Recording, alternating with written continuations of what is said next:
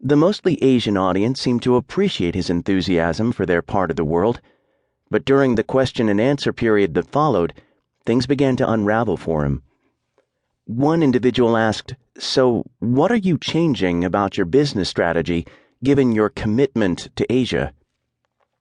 The executive looked a little caught off guard and gave a nondescript answer about working on some focus groups to determine that.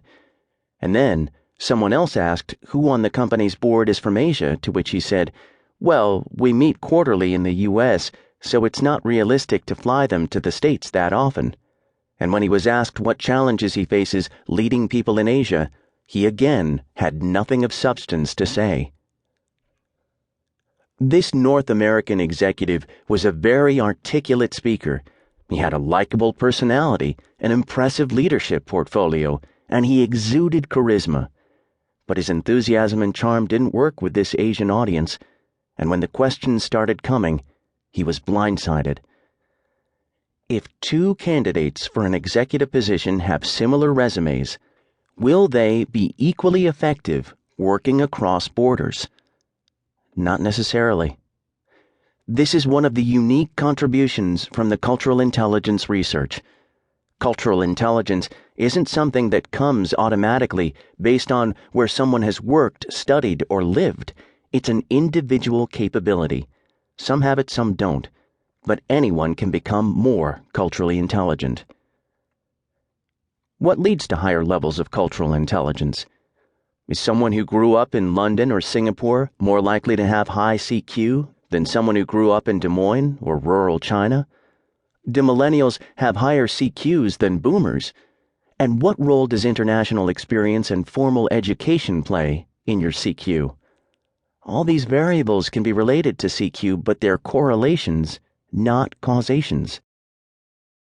I've met business leaders and government officials who have lived for decades overseas, yet demonstrate very little ability to see beyond their cultural blinders.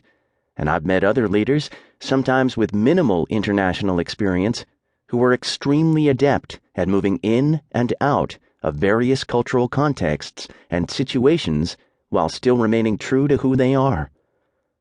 What makes the difference? What abilities and skills consistently yield results in effective cross-cultural leadership? Who are the culturally intelligent?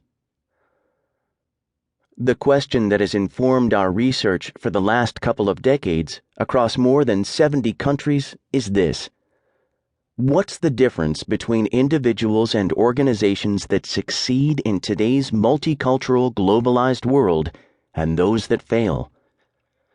Our desire was to go beyond the existing notions of cultural sensitivity and awareness to identify the recurring characteristics of individuals who can successfully and respectfully accomplish their objectives, whatever the cultural context.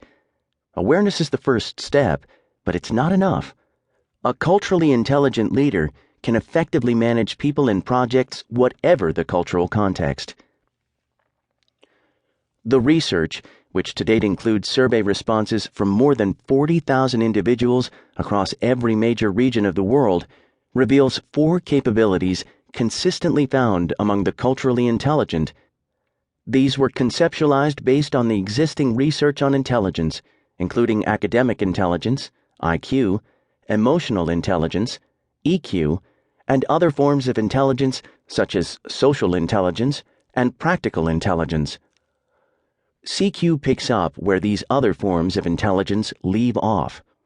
It gives you the practical and interpersonal skills needed when the cultural context changes.